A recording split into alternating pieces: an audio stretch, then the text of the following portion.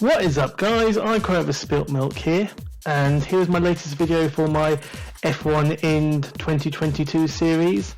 Here it is, my midterm report. So we started the race at the beginning of the season with my report.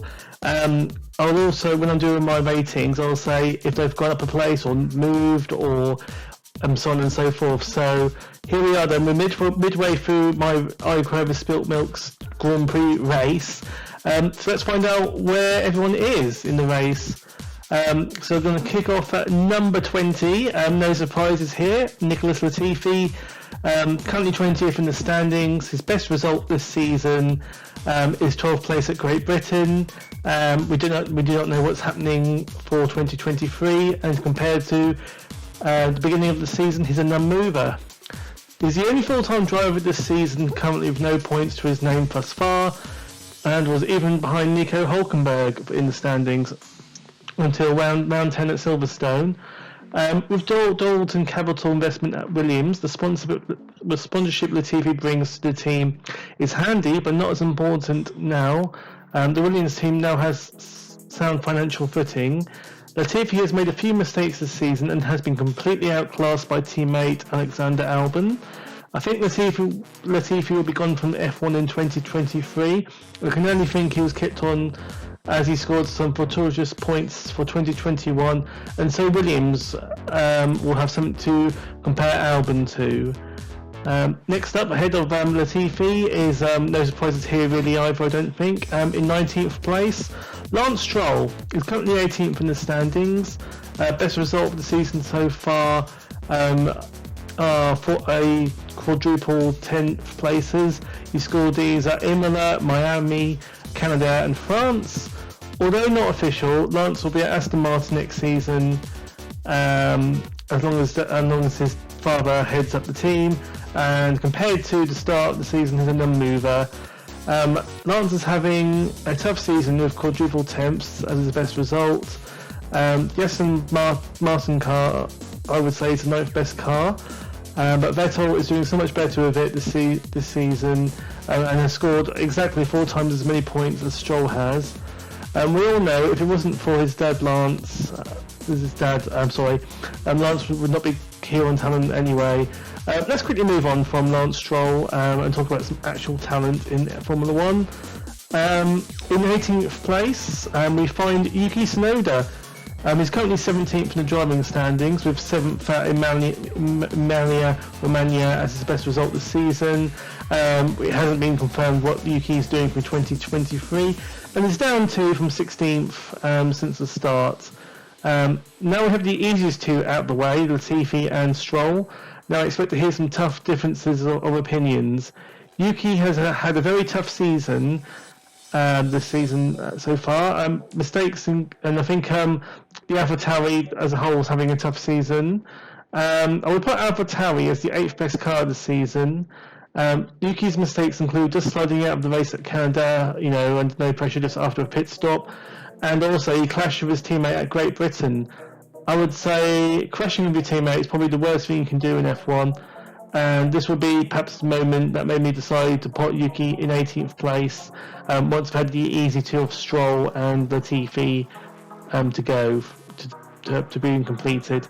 There have been moments of brilliance, like the 7th place at Imola, and we have seen flashes of speed from Yuki from last season and into this season, but I think AlphaTauri is now behind Haas and Alfa Romeo, and this is why both Tsunoda and Gasly have struggled this season. Yuki was very much surprised as he was retained for 2022, and I think he'd be thanking his lucky stars if he retains his seat for 2023. There's drivers like Alex Albon, another F2 talent that Red Bull are affiliated to, that have best chances, also better choices than Tsunoda currently. In addition, rumours of Red Bull working with Porsche in the future rather than Honda, might influence things. Red Bull might want to sign a German driver maybe to appease Porsche, sweeten the deal, and that could seal Tsunoda's fate. In 17th place, I've got, I'm thinking there's going to be quite a lot of backlash for this one. I've got Daniel Ricciardo. Is currently 12th in the standings with a best finish this season of 6th in his home race in Australia. And he's also contracted to McLaren for 2023. However, that might change with what's going on with Oscar Piastri and the ongoing saga there. And he's down compared to the start of this season. He's perhaps my biggest faller. He's slipped down by 9 places. It's just not working out with Ricciardo at McLaren.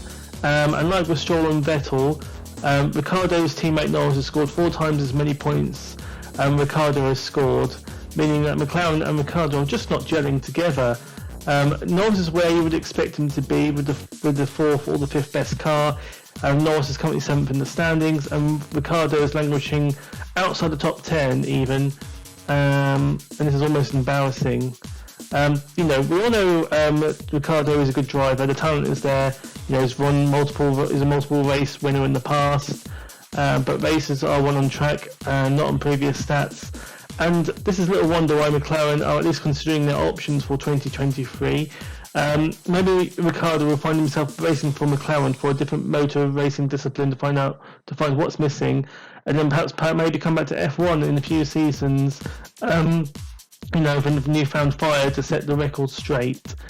Next up, we're moving into the top 16 now. In 16th place, I have Mick Schumacher, who is currently 15th in the standings. He's got a best result this season of 6th for Austria. Nothing is confirmed for Mick for 2023, and he's slipped a position in my ratings. So when it comes to Mick, throughout his career, he's always had a better second season. Mick is definitely having a better season with a couple of points finishes, but teammate Magnussen has got much more out of the car. Another driver who is speculated to be on the move, again, as a possible replacement to Vettel. However, as we all know, the Aston Martin seat, of course, Vettel wanted Mick to have it, but it's gone to Alonso already. We all know that Aston Martin's a worse car than Haas, but Mick and Haas team principal Gunter Steiner have not been on the best terms recently, especially after Mick's crashes at Saudi Arabia and Monaco. And perhaps if the move to Aston Martin was still on the table, a new environment, he probably would be expected to be team leader to Stroll, and it might bring out the best in Mick. It might be a good move for Mick to bring the best out of him. I'm sure that Gunter is looking at a Ferrari young gun to partner Magnussen, to keep not only keep Ferrari sweet but keep Magnussen honest. Perhaps someone better than Mick who might be able to challenge Magnussen and bring out the best in both drivers. With all things considered, though, I think Mick will get a 3rd season at Haas, but it might be worth him looking for somewhere else, as I'm sure. Firstly, he'll be waiting a long time for Ferrari seat to open up, and there's no harm for Mick to do well with a non-Ferrari team. If Mick does do well, he might push the issue and might force Ferrari's hand, making them want to sign him. Especially Mercedes might be looking for a Hamilton replacement, and Red Bull might want to line up a replacement for Perez in the future. Let's not forget, Checo is 32, so it might be worth Red Bull to look for a suitable Perez replacement, years down the line, if, Gasly, Albon, and other Red Bull affiliated drivers, don't fit the bill, who wouldn't be a good replacement for Perez. In 15th place, I have Zhou Guanyu. He's currently 17th in the standings with a best finish of 8th at Canada. We don't know where Zhou's destiny is for 2023. He's up 3 on the beginning of the season. So he is the first driver in my ratings who's currently improved their position. Guan Yu's having a good rookie season and doing all what we can expect for a driver, driving for a lower midfield team, and definitely deserves a place on the 2023 grid. Let's not forget, Alpha have their young gun, Theo Pourchaire. It might be worth loaning out Pourchaire for a season to either Williams to replace, Latifi, and then pick a winner between Zhou and Pourchaire. I think, Alpine were going to do the same thing before Alonso went. I'm sure, Alpine, they would have wanted to loan out Piastri for a season to either, Aston Martin or Williams, and then go from there and pick a winner from the two and have keep their options open. Guan Yu Zhou has had his fair share of mechanical failures, as well as being an innocent party in the accident at Silverstone. I'm sure if it wasn't for these retirements, Zhou would have a few more points to his name and be up higher at my rankings. It might be an exciting proposition for Zhou, for a team like Aston Martin before they signed Alonso or Williams. Do they want to craft and develop a drive of their own, and not to cut the teeth of rookies for other teams? Zhou will be an excellent candidate for that if they want to invest. These lower teams want to invest in the driver for the future. When they move up the grid, they'll know that they'll probably want to stay with the team rather than go to another team. Okay. So next up in 14th place, we find recently re-signed Alexander Albon. He's currently 19th in the standings, with a best finish of 9th at Miami. As I said before, Albon has just recently been confirmed for 2020-2023, and like Zhou, is up 3 compared to earlier in the season, moving ahead of Tsunoda and Ricciardo and Mick Schumacher. Albon is having a good re-establishment season at Williams after spending a season out and after not so good experience with the Red Bull family. He is so far proving why he deserves a seat on the F1 grid, and has also been linked to a seat at AlphaTauri, as well as a possible replacement for Ricciardo at McLaren. Albon, I would say, would be a solid shout if if McLaren wants to get rid of Ricciardo, and if it all goes wrong for Piastri. If McLaren can't secure Piastri, Albon might be certainly another driver to look at to replace Ricciardo if that's what they want to do. Albon is doing all what can be expected of him for a back-market team. He's already scored points on a couple of occasions. If you compare this to Mick Schumacher in the 2021 Haas, Albon is doing a better job as Albon has not only convincingly beaten his teammate, he's also scored points too, something Schumacher failed to do last season. But it can be argued that the 2022 field is much closer than it was in 2021. Albon just needs to score a few more points, and then it'll be hard for anyone to say Albon has had a bad season and does not deserve a place in F1. And I'm glad that Williams, agree with me and pretty much the rest of the F1 community that, Albon deserves a seat, and I've signed him for 2023 and beyond. In 13th place, a bit of a fall of grace here, apart Pierre Gasly. So he's 13th in my ratings and currently 13th in the standings. His best finish at Azerbaijan, he scored the 5th there. He always does well there. Gasly's already been re-signed for AlphaTauri, and is also down 3 positions compared to the start of the season. Apart from the 5th at Azerbaijan, a circuit where Gasly always goes well at. Gasly's having a tough season at AlphaTauri, but this is more due to the fact that the AlphaTauri has slipped down as the 8th best car, and being taken out by your teammate at Silverstone does not help your cause. Usually we'll have expected Gasly to have scored a podium by this point in the season, but 6th is his best finish. Gasly did finish 6th at Azerbaijan, and Gasly needs to find something more. Let's remember here, the goal for Gasly, he wants a seat at Red Bull, but on current performances, I don't think Gasly is showing he's worthy of that seat. If Gasly scores a few more podiums, I would say that he can be classed as a good season for AlphaTauri. The trouble for Gasly and most other drivers is the lack of opportunity at other higher teams, and if you look at all of Gasly's options, you would say that it's best for him to stay at AlphaTauri and just hope not to be shown up by a young gun. Something needs to happen in Gasly's career soon. He isn't the youngest driver anymore, and he's starting to become an old hand at the sport. He's starting to get through the part of his career where, he needs to do something. If he wants to be world champion, he needs to do something now. What I'm trying to say, after a few seasons at AlphaTauri, Gasly needs to move his career on, but the opportunities are just not there for him.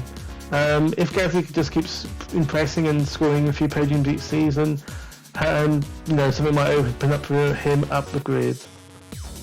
Moving up to the recently to 12th place, the recently announced his retirement, Sebastian Vettel, currently 14th in the standings with best finish of 6th at Azerbaijan, and then up to So Gasly and Vettel are level on points, but as Gasly picked Vettel in Azerbaijan, so correct myself, Gasly got the 5th in Azerbaijan and Vettel got the 6th. There we go. Let's I really need to proofread my notes before recording.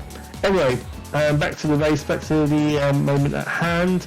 But as Gasly picked Vettel in Azerbaijan, and that's why Gasly is ahead of Vettel in the standings, but as Vettel's being more consistent, and that is why I put Vettel ahead of Gasly, in my standings. So Vettel will be hanging his helmet up at the end of the season. As he wants to retire to spend more time with his family and fight causes and injustices in the world, I'd say that's good reasons to retire. Added to the fact that the Aston Martin gamble, after being done by Ferrari, just hasn't worked, and there are no competitive seats up for grabs up the further up the grid. Much like when Alonso joined McLaren after leaving Ferrari, and that gamble didn't pull off. Will this be more of a sabbatical rather than retirement for Vettel? Will he race in other categories with his Red Bull links, and perhaps it to come back to Formula 1 in a few years when perhaps some competitive seats will open up? I don't see Vettel as a type to do that, and perhaps he'd be more like Rosberg's sort of retirement. But anything can and does happen in Formula 1.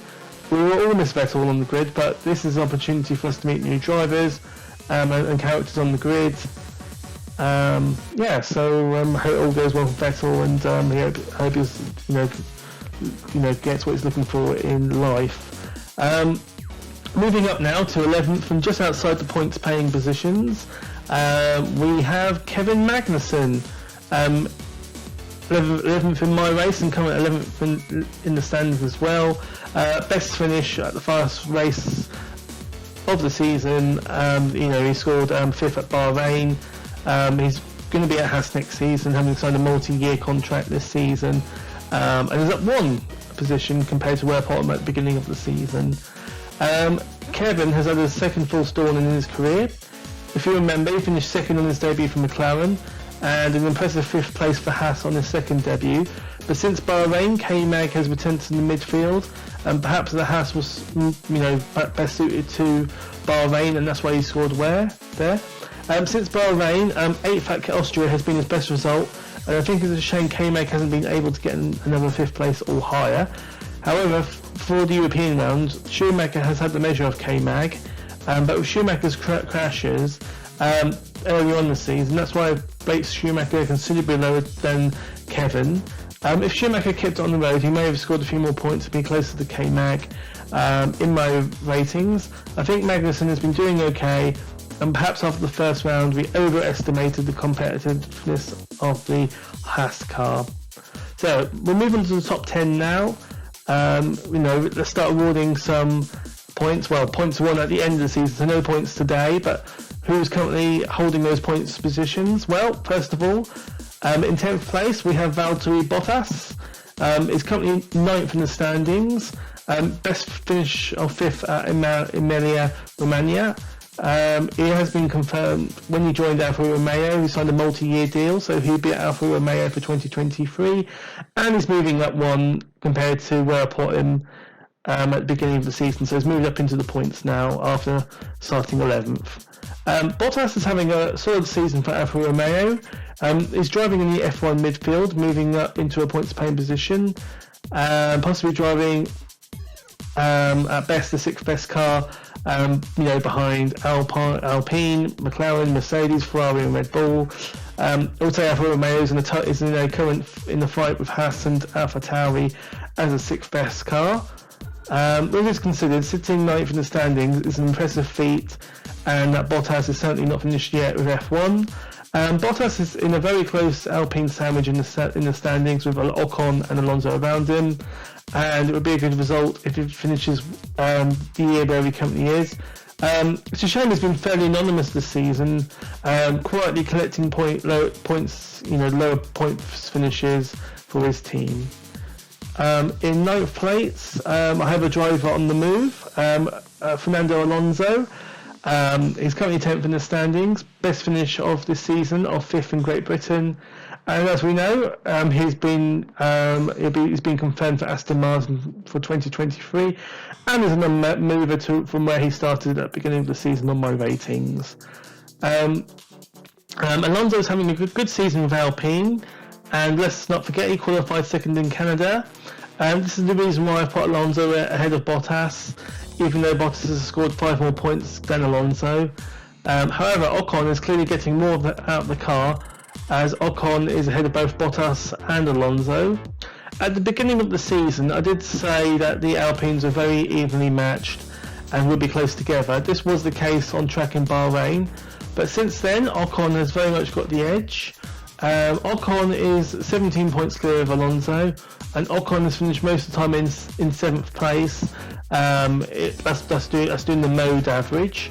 Alonso has mostly finished 9th using the mode average. In my Piastri video, I did gloss over Alonso's move to Aston in 2023. Seeing how Alonso has been driving recently, this can be seen as a impressive signing by Aston. But what is in it for Alonso, seeing as Aston is, in the short term anyway, a backward step? Well, eventually everyone believed Alpine at some point, either in 2023 or 2024, they'll be wanting to replace Alonso with Piastri, and so Alonso took his destiny and matters into his own hands. Things to consider is that at the moment there was a seat available in F1, and when Alpine decide to promote Piastri, there might not be a seat. If Alonso stayed at Alpine, there might not be anywhere for Alonso to go to stay in the sport. Ocon has so far has the advantage and edging out Alonso. Ocon's at the stage of his career where he will only get better, and so if Alpine do become competitive for titles, they may favour Ocon to get the job done, and so that's another reason for Alonso to go to Aston Martin.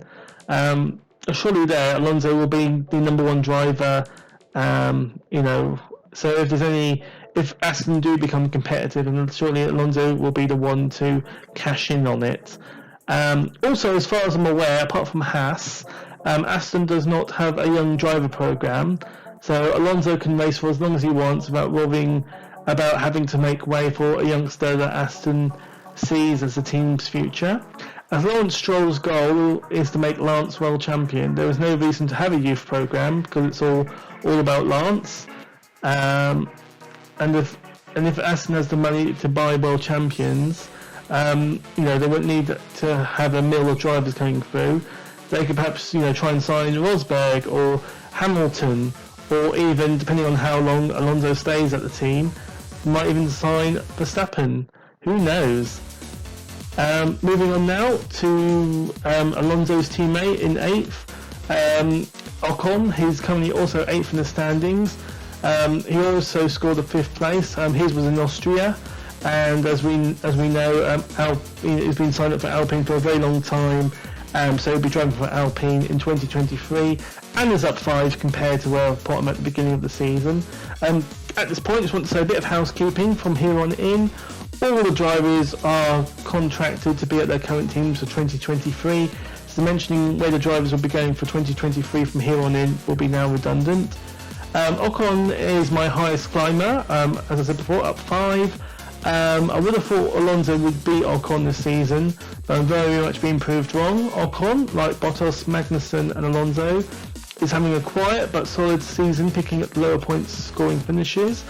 It seems Alpine at least got Ocon's long-term contract right. We all questioned it at the time, what if Ocon flops? But even though Alpine got it completely wrong with Piastri, at least Ocon can be depended on, and the team can rely on Ocon being loyal to them. For the next couple of seasons anyway. Let's not forget Ocon has links with Mercedes and will be a sort of replacement for Hamilton when he retires. However, I think the current status quo with the Hamilton-Ocon-Mercedes triangle will remain as it currently is until Ocon's contract finishes. Ocon's goal for the rest of the season must be to score a podium. He can really challenge Norris for 7th place and be the best of the best driver. That would really, when the Mercedes seat comes available, having that stat being the best of the best for one season will be certainly, get Mercedes' attention and make them think, well, we want to sign Ocon and cash in on him. Okay, so moving into the top 7 now, we have in 7th place Lando Norris, currently 7th in the championship as well. Best finish this season was his 3rd in Emilia Romagna. He's confirmed for McLaren for 2023. I don't know why I said that, because I already said before, if you was listening, that all the drivers from here on in will be staying at their current teams, or at least contracted to their current teams for 2023. However, as we know what's happening with Piastri and Ricciardo. Just because you're contracted for the next season doesn't mean you will be there. You can be bought out your contract, or something can happen, and so on and so forth. Anyway, getting back to Norris. Norris has really fallen back down to earth after the dizzying heights of having an outside shot of the title in early 2021 before the McLaren fell off the cliff, towards the end of the 2021 season, and then having a difficult start to 2022. Nevertheless, Norris is holding the best of the best spots, so he must be doing something right with the McLaren, and is certainly having a better time than Ricciardo is. Norris is the only driver to taste the podium champagne outside the drivers in the top 3 teams. We expected Norris and Ricciardo to be an exciting lineup like Alonso and Ocon, and Hamilton and Russell. Both drivers very evenly matched in both teams. With all the teams. With one driver at a much later stage of their career, compared to the other younger driver who has the potential to get even better. So far in these 3 teams, Alpine, McLaren and Mercedes, we expect the teams to have a close inter-team battle. The youth is winning out over the experience, and it'll be interesting to see in particular who will win out between Alpine and McLaren to decide who's the 4th best team, and who will be knocking on the door of the top 3, or even make the top 3, look over their shoulder to see who would join the top 3 and make it top 4, or perhaps to displace one of the top 3. We'll wait and see to find out what happens. So here we go then into the top 3 teams. In 6th place is Charles Leclerc. Bit of a surprise maybe for some people, seeing as currently 2nd in the championship. He's only scored 3 wins this season in Bahrain, Australia and Austria, and is down to where I put him at the beginning of the season. If Leclerc loses the title, it'll be a third his fault with driver errors at Emilia Romagna and France. A third down to reliability with retirements at Spain and Azerbaijan, and a third with the Ferrari tacticians with bad calls at Monaco, Silverstone and Hungary, costing Leclerc perhaps some crucial points coming into the season. So lots for Leclerc and Ferrari to work on during the summer break. If Ferrari can fix 2/3 of the problems and Leclerc keeps the Ferrari in the circuit, then the comeback is very much on the cards. And Ferrari will have to hope for a bit of luck for Verstappen not to score in a few races. With Leclerc having the most costly driver errors, this is why out the 6 drivers in the top teams, he's the lowest ranked driver, even though he's 2nd in the standings.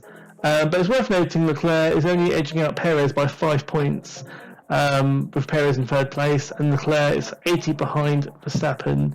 Russell is 4th with only 20 points off Leclerc. So essentially, both Russell and Perez are within the race win of there's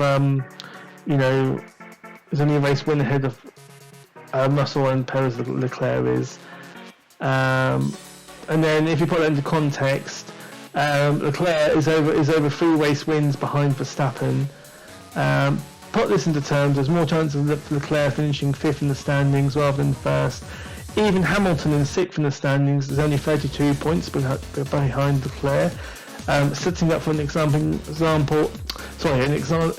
battle, perhaps a 5-way battle for decide who will be 2nd and run up to Verstappen for the end of the season. So next up, in 5th place, we have Lewis Hamilton. As I said before, currently 6th in the standings with best finish of 2nd place in France and Hungary, and he is down 2 compared to our bottom at the beginning of the season. Personally, I find it a bit sad seeing Hamilton perhaps having the worst season of his career, and is in danger of 2022 being the only winless season in his 15-year career thus far. However, finishing in at least 2nd place in every season would be impressive too. Hamilton has been edged out by teammate Russell this season, and if Mercedes become in a position to challenge for the titles in 2023, having 2 very evenly matched drivers might cause a few headaches. Remember Hamilton and Rosberg? Hamilton will be desperate to grab a win this season and rescue the season to at least finish ahead of Russell, to set down a clear marker to Russell. You don't come into my team and make me look bad like that. In 4th place, I have Carlos Sainz. He's currently 5th in the championship, with a win in Great Britain, as we all know, a popular win, and as a mover compared to the beginning of the season. Finally, in the 7th season of F1, Sainz is a race winner, and to be fair, this season is the only season where Sainz has been in a position to be a race winner and expected to win races. Sainz has had the joint most retirements this season, with a total of 4 with Zhou. One of them was Sainz's fault, spinning off in Australia. Sainz was tagged by Ricciardo in Imola, and the other 2 were down to reliability, with the engine spectacularly on fire in Austria. As discussed before, Sainz is only 22 points behind Leclerc, or essentially a race win. Imagine if Sainz had less retirements, he could be the one sitting in 2nd in the championship, or at least be ahead of Russell and be closer to Leclerc. Bad strategy calls in Monaco and Hungary could have played a part and affected Sainz as well as Leclerc. Sainz could have won in Monaco if the Ferrari calculated his pit stop better, so he would have been stuck behind the back marker when he on his out lap. Maybe Ferrari pit a couple of laps earlier. Sainz may have found himself ahead of Perez. Sainz could have been on the podium in Hungary if Ferrari did not pick the hard tyre. Sainz will be wanting to pressure Leclerc, as he wants to be the Ferrari driver picked to be the main title contender for 2023. As we have seen, Leclerc struggling to handle the pressure to be a title contender. So here we go then. Currently sitting on the podium, we're going up to the top 3 now. So we've got two Red Bulls and George Russell to go. So who's going to be in 3rd place? Well, it's going to be Checo Sergio Perez, who's currently 3rd in the championship. This season he's won in Monaco as his best result, and is up 2 compared to World Bottom at the beginning of the season. Perez should have 2 wins this season. He should have won at Spain as well as Monaco. He was asked to let Verstappen through in Spain, which Verstappen won. As Verstappen is so far ahead now, I would be shocked if Perez has to forfeit a race victory against Verstappen. Unless Leclerc has a miraculous comeback and Leclerc was within 25 points or a race win to Verstappen, we can't really justify Red Bull asking Perez to step aside again. I did really feel for Perez in Spain, but bear in mind this is a job Perez was hired by Red Bull to do, and be the solid wingman to Verstappen. Once Verstappen wraps up the title, will Verstappen do all he can to help Perez get 2nd place? Interestingly, Perez would be in 2nd place in the championship right now if he kept the win in Spain, but getting the win in Monaco, a race win that drivers value above all others, surely more than makes up for it. Perez has done a solid job getting some 1-2s with his teammate, Imola, of course Spain, and Azerbaijan, knocking points away from the Red Bull rivals. I would say Perez has an excellent chance of getting second in this championship. Verstappen will surely wrap up the title before too long, and I'm sure Verstappen will be eager to repay Perez for what he did in Spain. So here we are then, into the top two. Who's in second place and who's so far in the lead for in my ratings race. Bit of a drum roll. In second place, George Russell, currently fourth in the standings. He's had 5 thirds. He scored third place in Australia, Spain, Azerbaijan, France and Hungary, and is up 4 compared to World Bottom at the beginning of the season. Russell was really impressed in his first season in a competitive car and has certainly rose to the occasion, not finishing below 5th all season, and also bagged a pole completely on merit in Hungary. It is this consistency that's edging Russell over Sainz, because Sainz has had a race win this season, so because Sainz, Russell's been more consistent and Sainz has had a few retirements, that's why Russell is ahead of Sainz. Things are looking up for Mercedes with the double podium at the most recent races in France and Hungary, although it could be argued that it's more to the fact that Ferraris and Perez did not have the best of weekends in France and Hungary. It is an exciting time for Russells and Mercedes. Can Russell be a race winner this season? He certainly can. If qualifying on pole in Hungary is anything to go by. Even Hamilton hasn't grabbed a pole position this season, and Russell is the only non-Ferrari or Red Bull pole sitter this season. It is this consistency and resilience, and for the fact that Russell has got the most out of Mercedes, is why I've voted Russell so highly in second place, ahead of Sainz, ahead of Perez, etc, etc. This sets us up nicely for 2023. We expect Mercedes to sort out their problems by 2023, and I think we can expect Hamilton and Russell to challenge for the title. Maybe this could be Hamilton v Rosberg take 2, that sort of thing. I'm not going to beat around about the bush here. Hamilton. Max Verstappen is my top-rated driver. Currently first in the standings. He scored 8 wins this season, more than double compared to the next highest winner. Leclerc's only had 3 wins, and Verstappen's had scored more than half of 8 wins. His 8 wins came at Saudi Arabia, Romania, Miami, Spain, Azerbaijan, Canada, France and Hungary. It would be a very fair remark to say that Verstappen has one hand on the title, currently 80 points clear of Leclerc, which in F1 terms is 3 wins and a bit. So Leclerc would have to win a majority of the remaining races, and even then have to hope for a few non-scores from Verstappen to keep his total dream alive. Perhaps the best example of Max's dominance this season was in Hungary. Verstappen started 10th on the grid and worked his way into the lead, even doing a spin for the win, spin to win. Even if Verstappen makes a mistake, Verstappen still makes up for it. Again, the same thing this happened to Verstappen in Spain.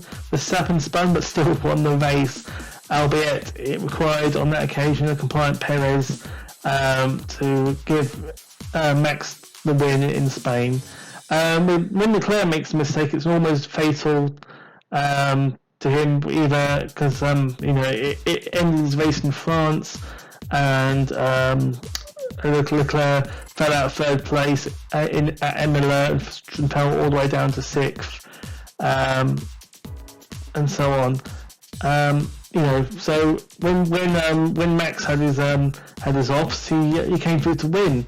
So perhaps Verstappen needs to spin out in every race, and then he'll win the race. Spin to win. This title is Verstappen's to lose, and I think very soon we will be describing Verstappen as a double world champion. So there you have it. That's my half-term report, summer holiday report. Let's hope for an exciting end to the season. It's certainly going to be an exciting summer holiday with the Piastri saga. I expect there to be more moves. I don't think there'll be many more moves on the F1 grid. Just more contracts being confirmed for the other drivers. I suppose the drivers who are to the bottom of my list The teams perhaps considering the options, seeing if anyone in F2 is ready to stand up to replace, as a good replacement, if they can score enough, what's it called again, to get a race seat, you need to have so many license points. That's the one to do that. So what do you guys think of my ratings? If you have an opinion, put it, get it on the comments and let me know what you think. Well, thank you very much for watching my video, and I hopefully release one soon. I hope we all enjoy the rest of the season. Thank you.